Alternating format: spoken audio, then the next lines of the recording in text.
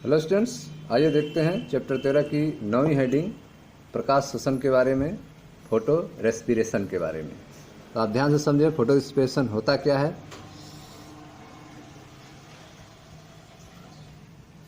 आइए हम एक और प्रक्रिया प्रकाश श्वसन को जानने का प्रयत्न करते हैं जो C3 एवं C4 पौधों में महत्वपूर्ण अंतर करती है। ठीक है, तो प्रकाश श्वसन जो है वह C3 और C4 पौधों में महत्वपूर्ण अंतर करती है।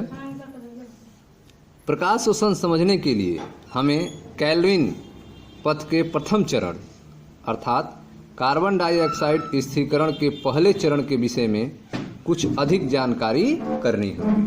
ठीक है, तो प्रकाश श्वसन समझने के लिए हमें कैल्विन पथ के जो प्रथम चरण है कार्बोक्सिलेशन, इसमें कार्बन डाइऑक्साइड का स्थिरीकरण होता है, उस पहले चरण के विषय में कुछ अधिक जानकारी करनी होगी। यह वह अभिक्रिया है जहां RuBP कार्बन डाइऑक्साइड से संयोजित करके 3PGA और 2 अणुओं का गठन करता है। ठीक है, तो यह जो प्रक्रिया है, तो आप देख रहे हैं कि इसमें 3PGA अर्थात 3-फॉस्फोग्लिसरिक एसिड के 2 अणुओं का गठन करता है और एक enzyme ribulose bisphosphate carboxylase oxygenase अर्थात रुबिस्को के द्वारा उत्प्रेरित होता है। ठीक है, तो प्रकाश श्वसन समझने के लिए हमें कैल्विन पथ के प्रथम चरण अर्थात कार्बन डाइऑक्साइड स्थिरीकरण के पहले चरण के विषय में कुछ अधिक जानकारी करनी होगी। यह वह अभिक्रिया है जहां पर ribulose biphosphate RuBP carbon dioxide से संयोजित करके 3PGA के 2 अणुओं का गठन करता है और एक enzyme ribulose bisphosphate carboxylase oxygenase के द्वारा उत्प्रेरित होता है। समीकरण देखें, यह आपका RuBP है। कार्बन डाइऑक्साइड से जुड़ने पर रुबिस्को एंजाइम की उपस्थिति में यह 2 अणु बन रहा है 3PGA का। रुबिस्को नामक एंजाइम विश्व में सबसे ज्यादा प्रचुर है। ठीक है, आपको आश्चर्य होता होगा क्यों, और इसका यह गुण है कि इसकी सक्रिय जगह कार्बन डाइऑक्साइड और ऑक्सीजन दोनों से बंधित हो सकता है। ठीक है, जो रुबिस्को एंजाइम है यह सक्रिय जगह कार्बन डाइऑक्साइड और ऑक्सीजन दोनों से बंधित हो सकता है, इसीलिए इसे रुबिस्को कहते हैं। क्या आप सोच सकते हैं कि यह कैसे संभव है? रुबिस्को में ऑक्सीजन की अपेक्षा कार्बन डाइऑक्साइड के लिए अधिक बंधुता होती है। रुबिस्को एंजाइम में ऑक्सीजन की अपेक्षा कार्बन डाइऑक्साइड के लिए अधिक बंधुता होती है। ठीक है, कल्पना कीजिए कि यदि ऐसा नहीं होता तो क्या होता। यह आबंधता प्रतियोगितात्मक है। ठीक है, यह जो बंधता है ऑक्सीजन और कार्बन डाइऑक्साइड से, यह कैसी बंधता होती है? प्रतियोगितात्मक है। ऑक्सीजन अथवा कार्बन डाइऑक्साइड इनमें से कौन आबंध होगा, यह उनकी सापेक्ष सांद्रता पर निर्भर करता है। ठीक है, तो रुबिस्को एंजाइम से कौन जुड़ेगा? ऑक्सीजन जुड़ेगा कि कार्बन डाइऑक्साइड जुड़ेगा, यह उसकी सापेक्ष सांद्रता पर निर्भर करता है। ठीक है, आप पढ़ रहे हैं प्रकाश श्वसन के बारे में, फोटो रेस्पिरेशन के बारे में। इसमें आपको बताया गया कि प्रकाश श्वसन जो है वह C3 और C4 पौधों में महत्वपूर्ण अंतर करता है।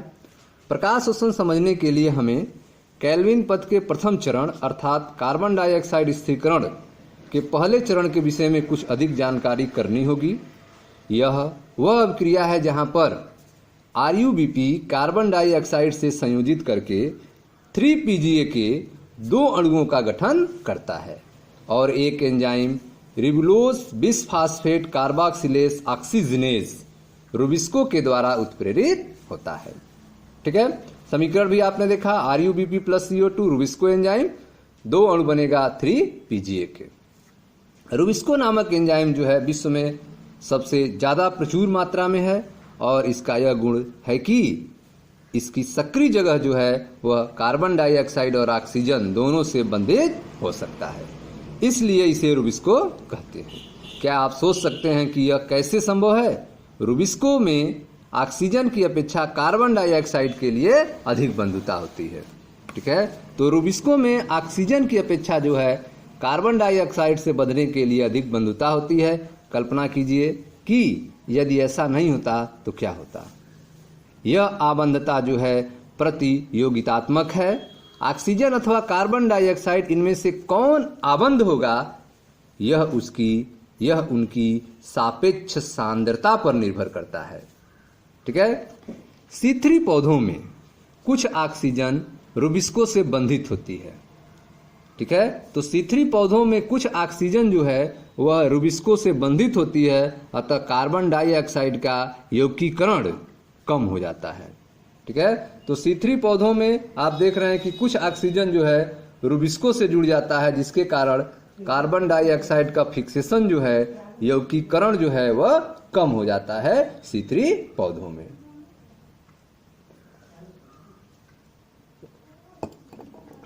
ठीक है स्टूडेंट्स, तो C3 पौधों में कुछ ऑक्सीजन रुबिस्को से बंधित होता है, अतः कार्बन डाइऑक्साइड का यौगिकीकरण कम हो जाता है। यहाँ पर RuBp 3PGA के अणुओं में परिवर्तित होने के बजाय ऑक्सीजन से संयोजित होकर चक्र में एक फास्फोग्लिसरेट अणु तथा फास्फोग्लाइकोलेट का एक अणु बनाते हैं, जिसे प्रकाश शोषण कहते हैं।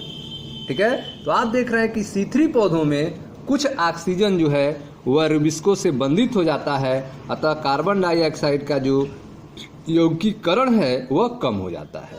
यहाँ पर RuBp 3PGA के अणुओं में परिवर्तित होने के बजाय, ठीक है, यहाँ पे जो RuBp है रुबलोज बाइफास्फेट है वह 3PGA के अणुओं में परिवर्तित होने के बजाय जो है यह ऑक्सीजन से संयोजित होकर चक्र में एक फास्फोग्लिसरेट अणु तथा फास्फोग्लाइकोलेट का एक अणु बनाते हैं, जिसे प्रकाश शोषण कहते हैं।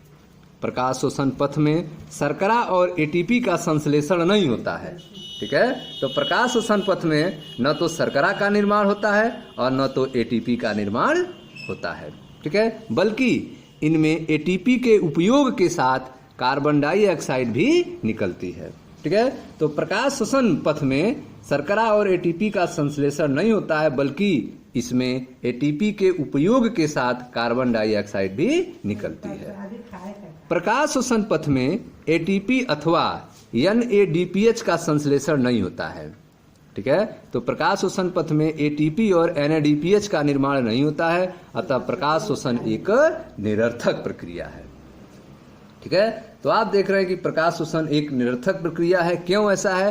क्योंकि प्रकाश शोषण पथ में शर्करा और ATP का संश्लेषण नहीं होता है, बल्कि इसमें ATP के उपयोग के साथ कार्बन डाइऑक्साइड भी निकलता है।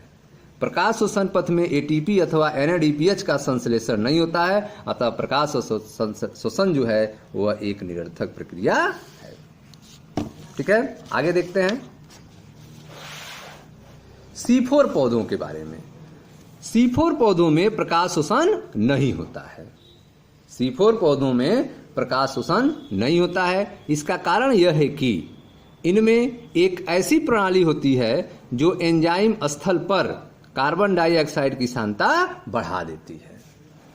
ठीक है, तो C4 पौधों में प्रकाश शोषण नहीं होता है। इसका कारण यह है कि इनमें एक ऐसी प्रणाली होती है जो एंजाइम स्थल पर कार्बन डाइऑक्साइड की सांद्रता बढ़ा देती है। ऐसा तब होता है जब पर्णमध्योतक का C4 अम्ल, ठीक है, ऐसा तब होता है जब पर्णमध्योतक का C4 अम्ल पुलाच्छद में टूटकर कार्बन डाइऑक्साइड को मुक्त करता है।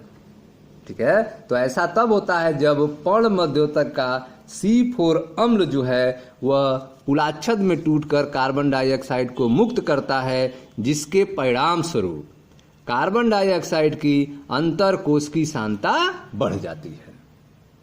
ठीक है, तो आप देख रहे हैं कि ऐसा तब होगा जब पर्णमध्योतक का C4 अम्ल पुलाच्छद में टूटकर कार्बन डाइऑक्साइड को मुक्त करता है, जिसके कारण कार्बन डाइऑक्साइड की अंतरकोशिकीय सांद्रता बढ़ जाती है। इससे यह सुनिश्चित हो जाता है कि रुबिस्को कार्बोक्सिलेज के रूप में कार्य करता है।